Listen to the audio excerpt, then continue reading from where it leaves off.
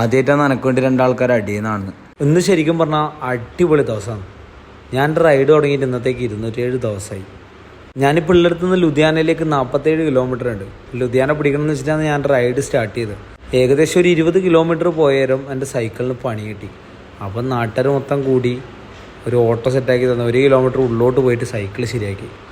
അങ്ങനെ സൈക്കിളിൻ്റെ റിമ്മ് പൊട്ടിയിട്ടുണ്ടായിരുന്നു. സൈക്കിളിൻ്റെ റിമ്മെല്ലാം പുതിയതായിട്ട് ഇന്നലെയുണ്ട്.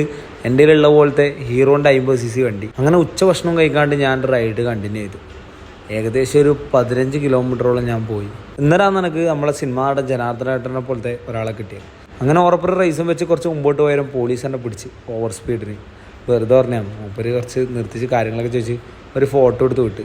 എന്നാൽ കുറച്ചും കൂടി മുമ്പോട്ട് പോയാലും ന്യൂസ് ചാനലുകാർ വന്നപ്പോഴത്തേക്കും ഫുള്ള് ആൾ കൂടി, ഫുള്ള് റഷായി. പഞ്ചാബ് ഒരു രക്ഷയില്ല കേട്ടോ, നല്ല സപ്പോർട്ടാണ്, ആൾക്കാരൊക്കെ നല്ല സപ്പോർട്ടും.